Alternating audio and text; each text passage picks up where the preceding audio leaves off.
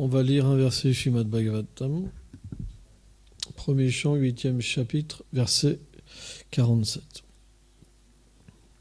Aharajas damarchutas chintayam sudidam varam prakrite natmana vipram sneham moha vasham gataha.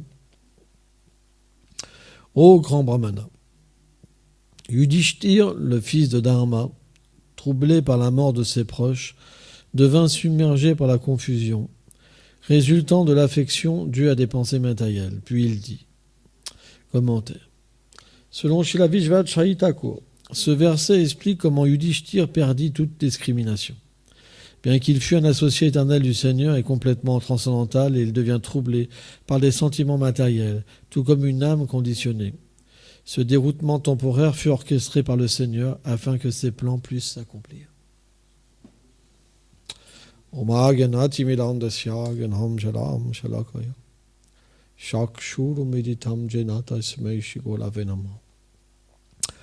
Namam Vishnu Padaya Gauranga Prestaya Rupini Shri Bhakti Vibhudaya Bhebanete Namine. Namam Vishnu Padaya Gaura Prestaya Bhutale Shrimad Bhakti Pramodaya Puri Goswamiti Namine. Namam Vishnu Padaya Krishna Prestaya Bhutale Shrimate Bhakti Vedanta Swamiti Namine. Namam Vishnu Padaya Krishna Prestaya Bhutale Shrimate Bhakti Rakshaka Shiladev Goswamiti Namine. Namam Vishnu Padaya Krishna Prestaya Bhutale Shrimate Bhakti Siddhanta Sarasvati Namine. Jai Shri Brahma Bhagavata Sarasvati Sampadaya Ki Jai.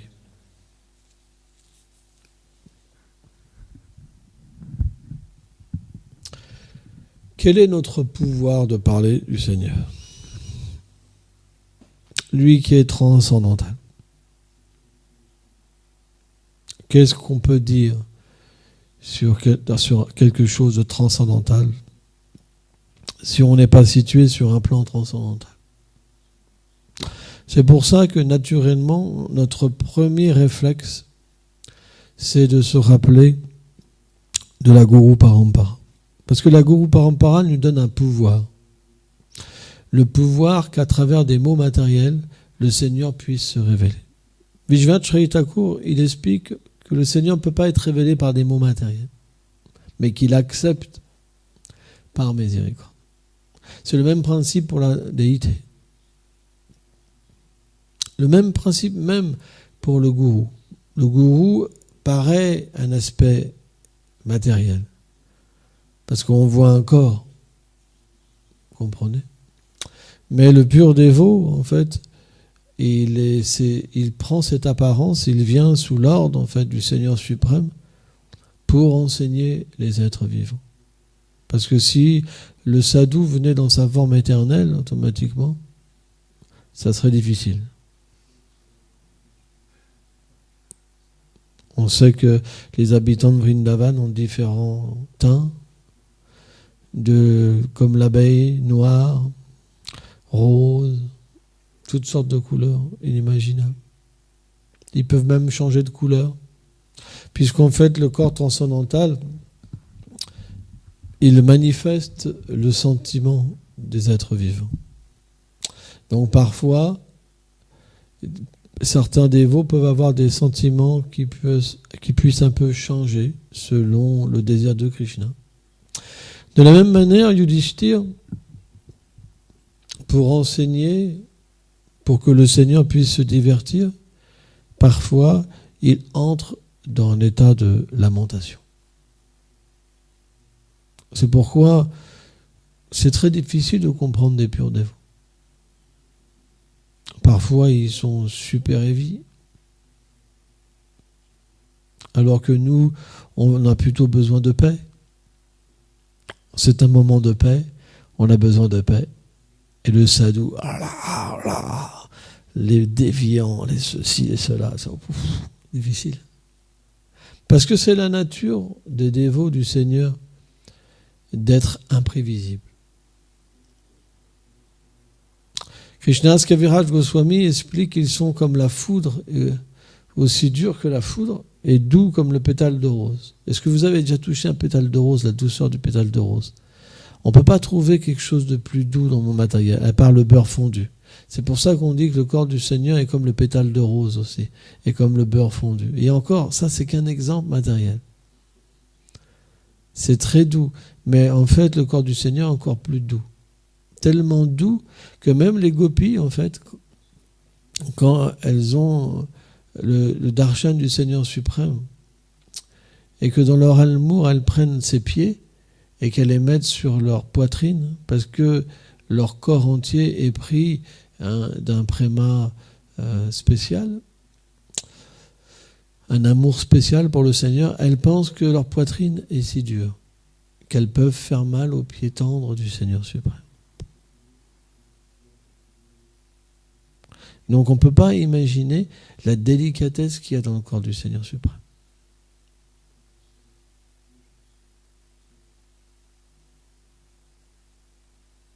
Et en même temps, ce Seigneur, il est le plus puissant, le plus robuste. Parce que en lui-même, il contient toute chose.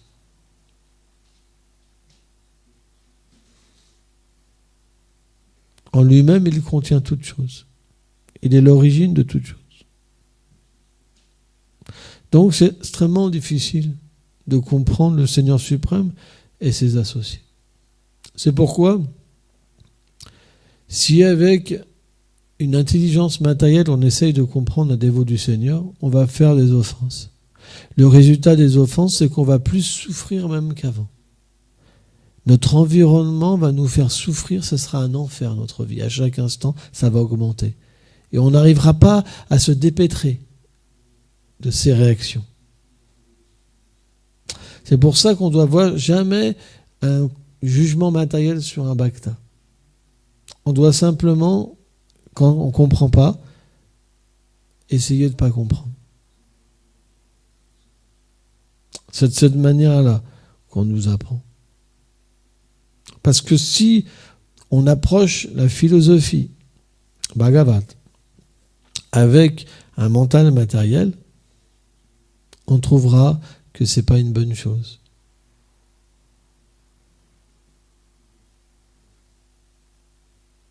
Parce que c'est la nature du Seigneur d'avoir des divertissements qui ne sont pas droits, mais en zigzag. Par exemple,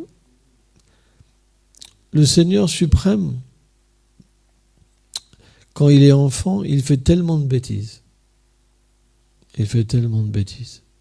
C'est contradictoire. Krishna, il rentre dans les maisons de ses mères parce qu'il a toute une équipe de pâtres, en fait. Il a aussi un singe spécial. Et tous, ils sont experts, comme des cambrioleurs experts, mais vraiment experts. Ils ont plein de techniques. Et puis, comme c'est des lilas qui reviennent tout le temps, parce que en fait, dans le monde transcendantal, il y a quelque chose de merveilleux, c'est qu'on oublie et c'est toujours nouveau. Nous, par exemple, quand on fait quelque chose, c'est bien un certain temps et à un moment, il y a une lassitude. Par exemple, les gens se marient, au début, il y a beaucoup de goût et graduellement, il y a une lassitude parce qu'on voit une limite, parce que c'est toujours la même chose. On va réagir toujours de la même manière parce qu'on a un conditionnement qui fait qu'on a une limite. Même dans notre façon de, par exemple, de jouir de la vie, etc., on a tous une limite, on a une façon de le faire et on tourne en rond. Donc ça ne peut pas être autrement, on atteint une limite. Mais dans le monde transcendantal, c'est pas du tout comme ça. C'est que bien qu'on fasse apparemment la même chose, c'est toujours nouveau. C'est toujours frais. Pourquoi ? Parce que les êtres, l'espace qu'il y a, il est illimité et transcendantal. Donc, naturellement, c'est toujours quelque chose de merveilleux. Parce que Krishna est merveilleux. Donc si Krishna se cache, Si Krishna semble avoir peur, il y a une ambiance particulière qui va venir d'une manière illimitée.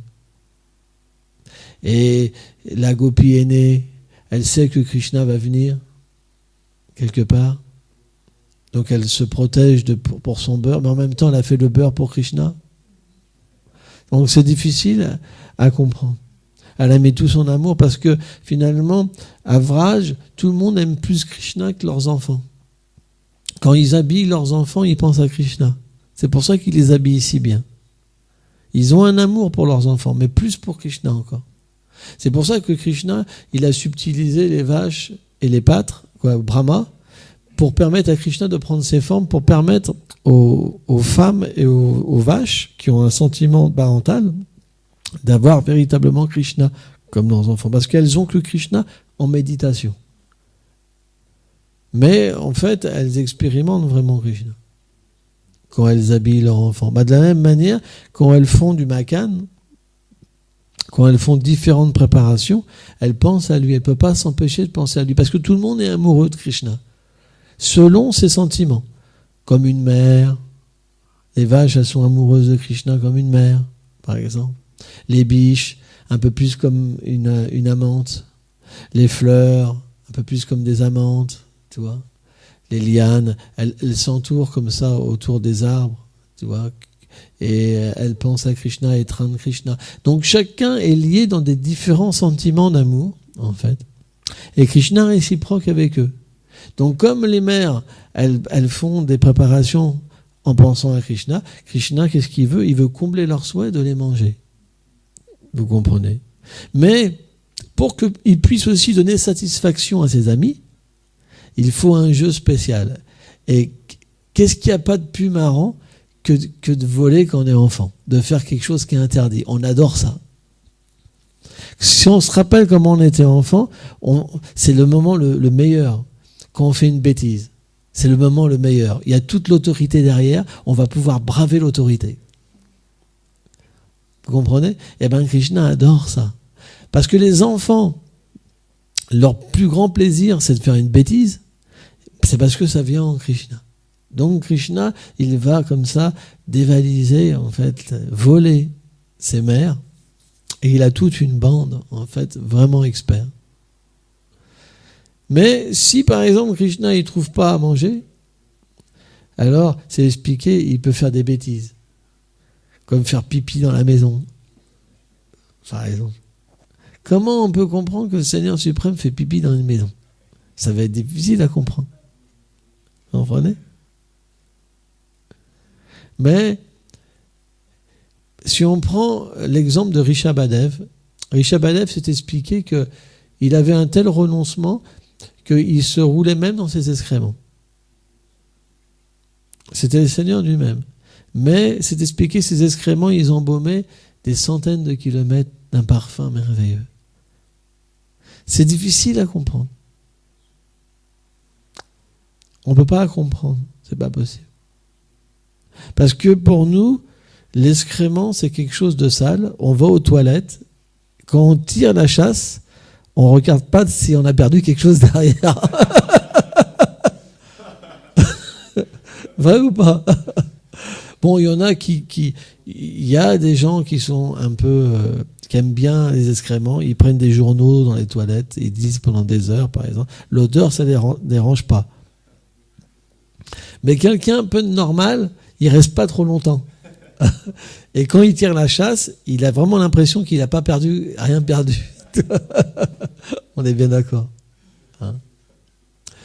Mais, en fait, le Seigneur suprême, quand il fait de telles bêtises,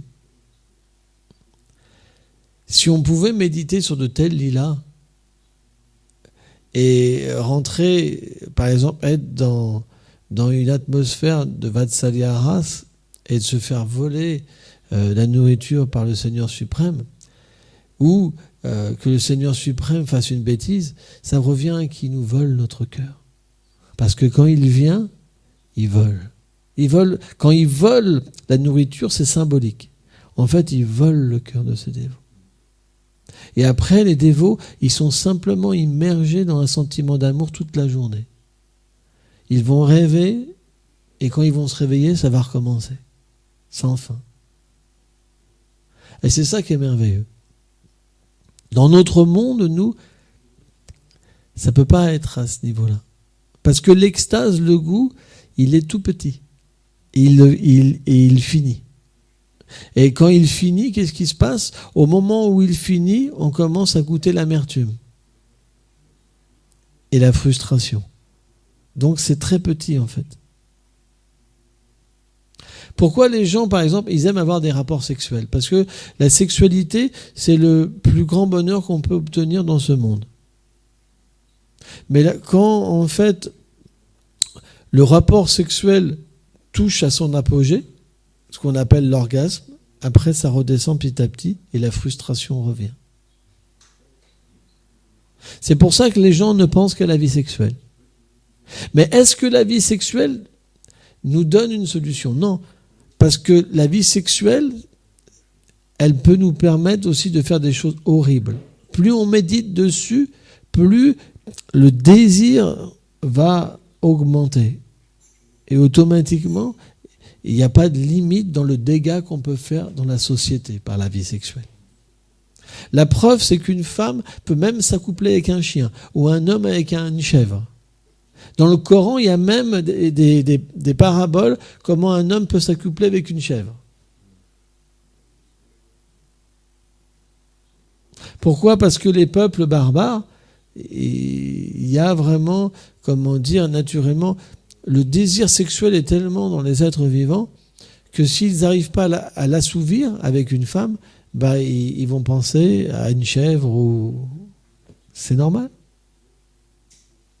C'est normal parce que on devient esclave du désir.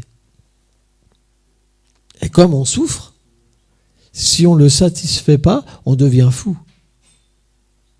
Et c'est pourquoi ça peut nous faire n'importe quoi. C'est pourquoi la vie sexuelle tend à contrôler les sens, à purifier les sens, pour qu'il nous empêche de commettre des choses mauvaises. Sans ça, on passera notre temps à souffrir, en pensant « Ah, si j'avais ça, je serais heureux. » Mais personne n'a été heureux en ayant femme, enfant, confort, travail, argent. Personne. De toute façon, c'est facile à comprendre. La vie sexuelle, même les porcs, ils l'ont. Rishabh Badav explique ça. Même les porcs ont la vie sexuelle. Tout le monde a le plaisir sexuel. C'est le plus grand bonheur. Avec l'argent, vous n'augmentez pas la vie sexuelle. Elle peut être là même sans argent. En plus, ça dépend d'un karma. Il y a des gens qui vont avoir plus de goût, moins de goût dans la vie sexuelle. Moi, j'ai même vu un article d'une femme, par exemple, qui avait une maladie, qui faisait orgasme sur orgasme. Elle s'est suicidée tellement qu'elle souffrait. Donc, il y a différents karmas, différentes choses. Imaginez-vous, et la plupart ils disaient « Oh, si je pouvais avoir un orgasme tout le temps », elle s'est suicidée. Pourquoi? Parce que c'est pas la solution, la vie sexuelle. Sans ça, ces gens-là, ça serait les plus bénis. Orgasme sur orgasme. Elle en faisait 5, 6, 10 par jour, 20 par jour. Comme ça. Ça serait la plus bénie.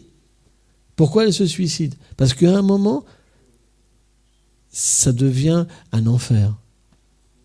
Parce que même la vie sexuelle peut devenir un enfer. Parce qu'elle n'apporte pas la solution. C'est la preuve. Si quelqu'un peut avoir tant d'orgasmes par jour, pourquoi il se suicide? Et ceux qu'on n'ont pas, ils se disent « j'ai perdu ma vie ». C'est juste penser que quelque chose peut nous délivrer, mais que ça ne nous délivre pas. L'attachement fait souffrir. Toute philosophie nous explique ça. Plus on est attaché, plus on souffre. Tous les gens qui sont attachés, ils souffrent. Vous pouvez leur poser la question, leur vie c'est un enfer.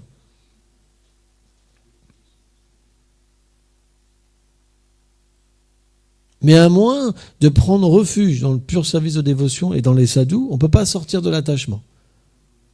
Donc quelqu'un qui est attaché, il ne peut rien faire. Parce qu'il est dans l'ignorance. L'ignorance, ça veut dire quoi? Bien qu'on souffre, on pense que cet objet de souffrance, c'est mon but. C'est ce qu'on appelle l'ignorance. Brahma, il explique, l'être humain, il pense que la souffrance, c'est le bonheur. Donc, à moins de se libérer de la condition humaine, on va juste souffrir. Notre vie va être la souffrance. Posez la question aux gens qui sont attachés. Détache-toi. Non, non, c'est le but de ma vie. Mais tu fais que souffrir. Non, non, non, c'est le but de ma vie. C'est absurde. Mais c'est l'influence du tamagun et de la passion.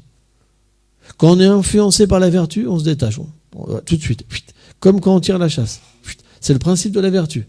C'est que l'attachement que vous avez dans l'ignorance et la passion, dès que la vertu vient, vous n'allez plus le regarder. Vous allez juste voir comme la source de votre souffrance. Donc c'est l'influence matérielle qui rend l'être vivant fou. Et l'être qui est dans l'ignorance et la passion, il entend ça, ça le dérange. Mais dans la vertu, ça le soulage. Ça le libère. Pourquoi on peut comprendre là où on est situé en écoutant. Quelqu'un qui écoute un sadhu, s'il est trop dans l'ignorance, c'est vraiment ça le dérange. Il pense c'est pour moi, on m'attaque. Quelqu'un qui est dans la vertu, il dit c'est mon bienfaiteur. Quelqu'un qui est ignorance, passion, il supporte pas. Il pense toujours c'est rivé pour lui. Mais en fait, c'est juste la philosophie qu'un sadhu il raconte. C'est comme l'autre jour, on a expliqué, quand ça parle de l'enfer, par exemple. Quelqu'un qui n'a pas de problème avec le Seigneur suprême, il entend parler de l'enfer, ça ne le dérange pas. C'est comme quelqu'un qui suit les lois de l'État, s'il vole des lois, ça ne le dérange pas parce qu'il suit tout. Mais quelqu'un qui est un bandit, les lois, ça le dérange. De la même manière, quelqu'un qui n'est pas clair, quand il entend parler des enfers, ça vraiment, ça le dérange. Mais quelqu'un qui est pur, il trouve ça logique.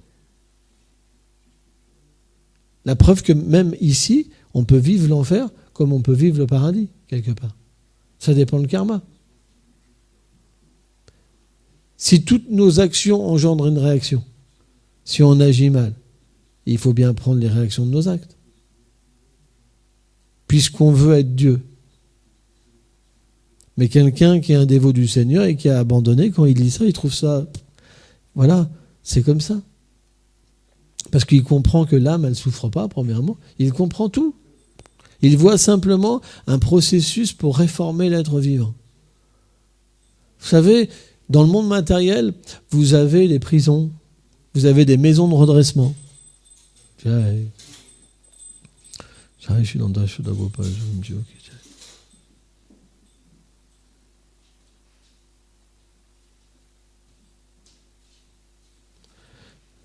Donc les gens qui ne sont pas clairs, ils ne trouvent pas ça normal qu'il y a des prisons, des maisons de redressement. Mais quelqu'un, lui, qui agit bien, il ne pense même pas à tout ça. Quelqu'un qui agit mal, il pense à la prison. Moi, je me rappelle, quand j'étais jeune et que je vivais dans un gang, et ben tous les jours, je me faisais contrôler peut-être des fois 3, 4, 5 fois par la police. C'est énorme. Et ma vie, elle était centrée sur voir s'il n'y avait pas la police partout.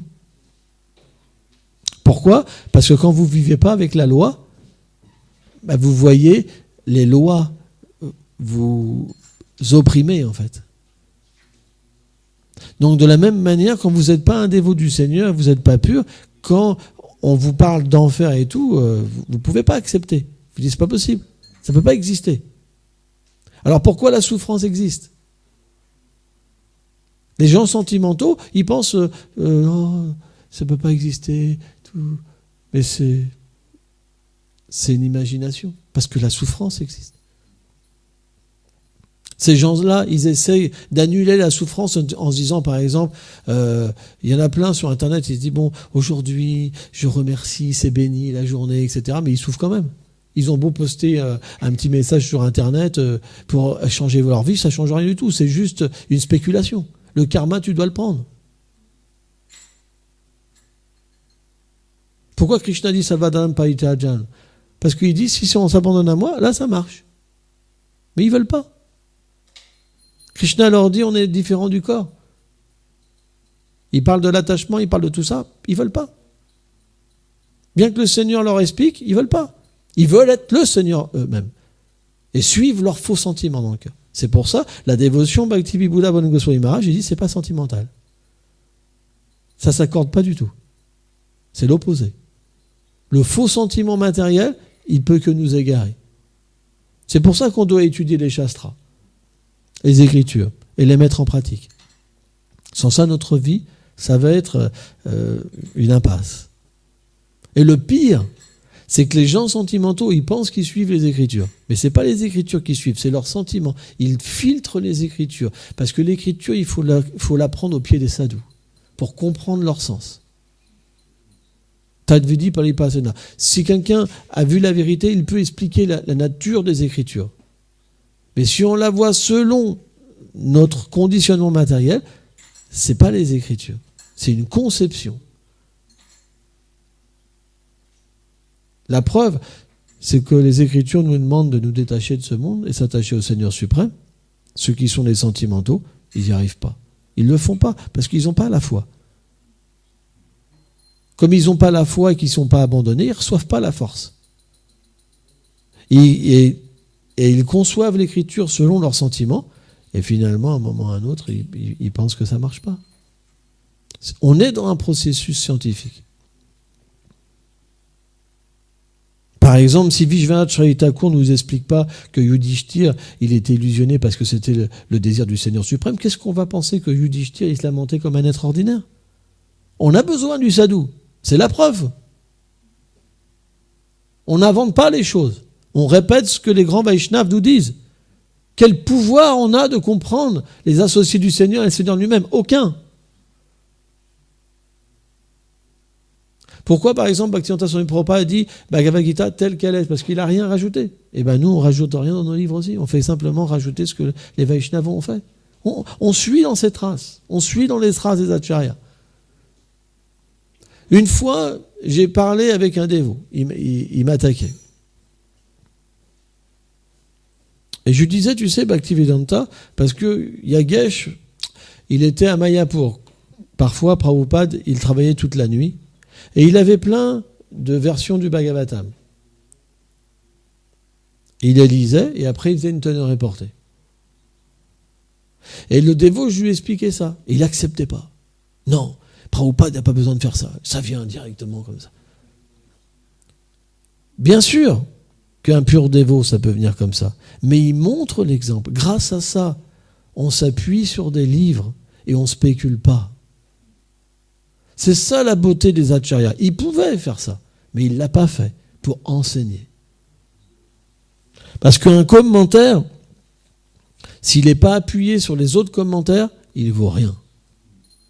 Ça veut dire que la personne a le désir de dépasser les acharyas. Et c'est une offense. Mahaprabhu n'acceptera pas ce service. La Guru Parampara n'accepteront pas ce service.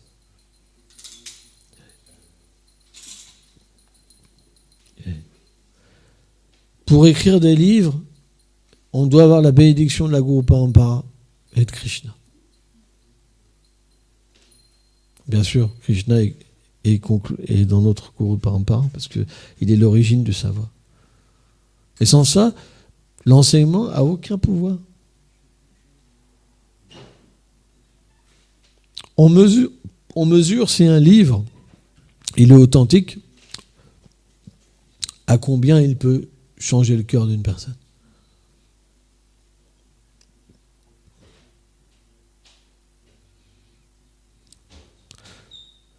Les livres Vaishnavas sont des livres extrêmement puissants. Parce que, comme le Seigneur les accepte comme un moyen de délivrer les êtres vivants, le Seigneur est très miséricordieux. Le Bhagavatam, c'est Krishna lui-même. C'est la forme littéraire de Krishna. C'est aussi une glorification de Srimati Radharani. Par exemple, il y a des personnes qui veulent directement aller au 10e chant du Bhagavatam. Mais un Vaishnav, il prend autant de nectar dans toutes les pages du Bhagavatam. Parce que c'est un processus scientifique, c'est comme un soleil qui se lève. Le Bhagavatam, c'est expliqué, c'est le soleil de l'âge de Kali. Le Seigneur a enlevé la connaissance, tous les codes religieux, mais il est revenu en tant que le Bhagavatam. C'est pour ça qu'on doit tous les jours étudier le Srimad Bhagavatam. Parce que dans notre cœur, le soleil de Krishna se manifestera. Krishna Surya Mayayandakara. Il chassera les ténèbres. C'est très important. Étudier le Bhagavatam, c'est quelque chose qu'on doit faire tous les jours. C'est le livre le plus sublime, en fait. Aucun livre ne peut remplacer le Bhagavatam. Parce que c'est l'instruction du Seigneur suprême. Aucun livre. Parce que le Seigneur est venu sous cette forme-là. Il n'est pas venu sur une autre forme, sur cette forme-là. C'est ce qu'explique Sukadev Goswami, c'est ce qu'expliquent tous les acharyas, Vishvanath Thakur, etc. On ne peut pas spéculer là-dessus. C'est pourquoi, on doit suivre dans les traces des acharyas comme Bhaktisiddhanta, comme Bhaktivedanta, et distribuer le Bhagavatam, glorifier le Bhagavatam, donner aux êtres le Bhagavatam.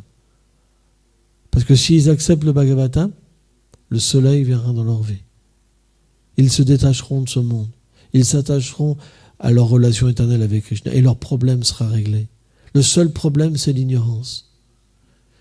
Prabhupada disait, le seul problème, c'est l'ignorance dans ce monde. C'est l'oubli de Krishna. Et le Bhagavatam, c'est la connaissance la plus élevée. C'est un écrit canonique. On peut remettre en cause, par exemple, les gens peuvent même remettre en cause certains livres. Mais ça, c'est les livres canoniques. C'est comme la Bible. C'est écrit par Srila Vyasadeva. Vous comprenez? Par exemple, quelqu'un qui n'est pas un Gaudiya, il peut même remettre en cause les écrits de Bhaktivinoda, par exemple. Vous comprenez ce que je veux dire? Mais pas le Bhagavatam, pas la Bhagavad Gita. Donc si on se réfère au Bhagavatam, Bhagavad Gita, ça a un poids, véritablement, pour tous. Parce que quand Narada Muni a visité Vyasadeva, et que Vyasadeva n'était pas satisfait, et Vyasadeva, il avait fait tellement de livres, il avait déjà parlé du Seigneur suprême, Mahabharata, etc. Mais il n'était pas satisfait. Pourquoi?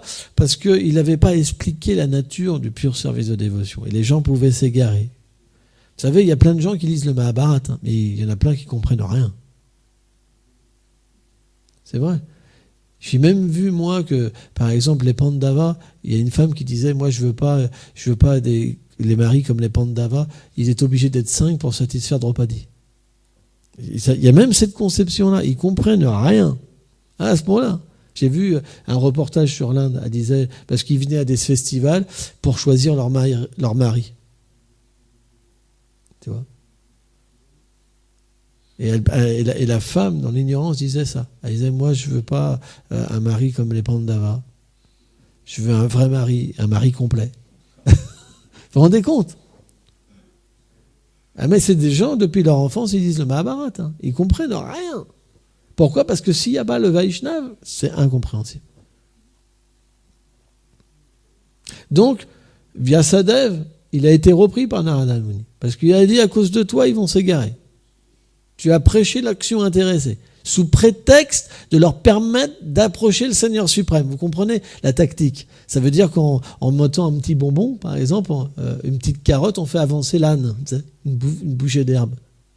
Il ne peut jamais l'attraper, mais il avance, en se disant, si j'avance un pas de plus, je vais l'avoir. Donc Vyasadeva avait fait tout un plan pour attirer les âmes conditionnées.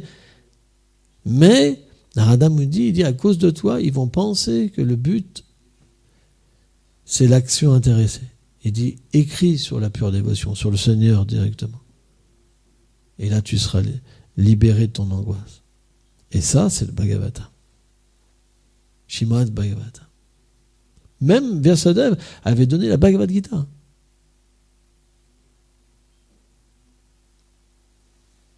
C'est pour ça que le Srimad Bhagavatam, comment dire, quand j'ai dit à Acharya Dev, Bhakti Buddha Goswami Maharaj, qu'on avait sorti le premier chant, il m'a dit, ça m'a rempli mon cœur d'un grand bonheur.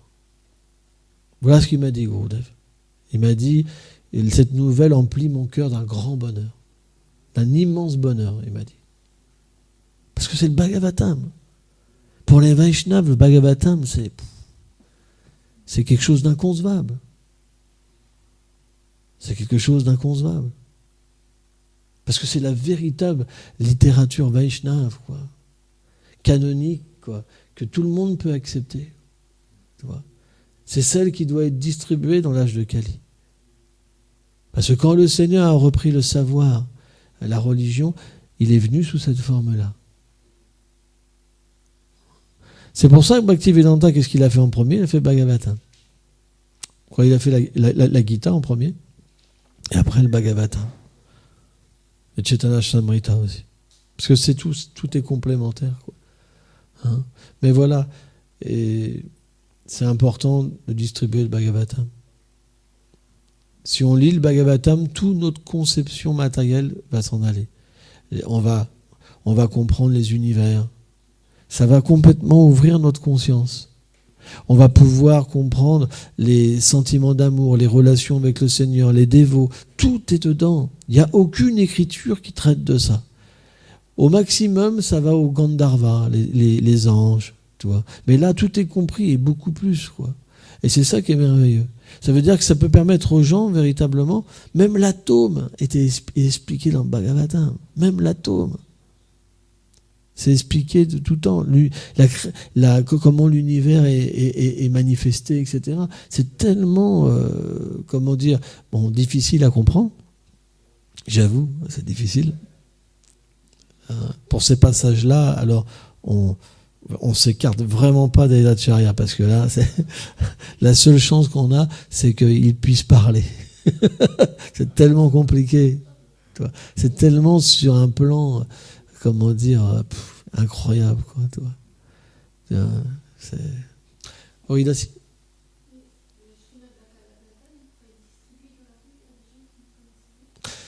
En fait, le principe, c'est que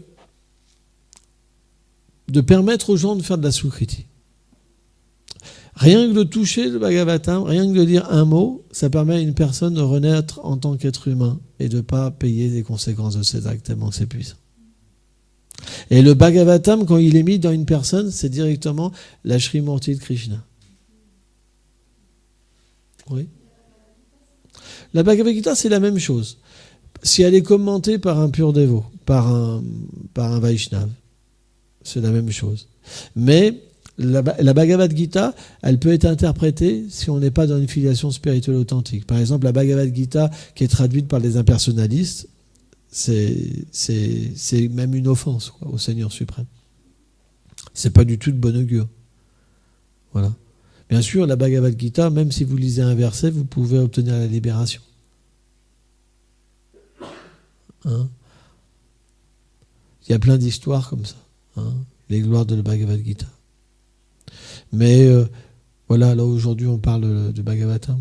Mais aussi que la Bhagavad Gita, elle peut être mal interprétée aussi. Comme le Bhagavatam aussi, les impersonnalistes, ils parlent du Bhagavatam, mais leur but, c'est pas de devenir des dévots, leur but, c'est de se fondre dans le Seigneur suprême.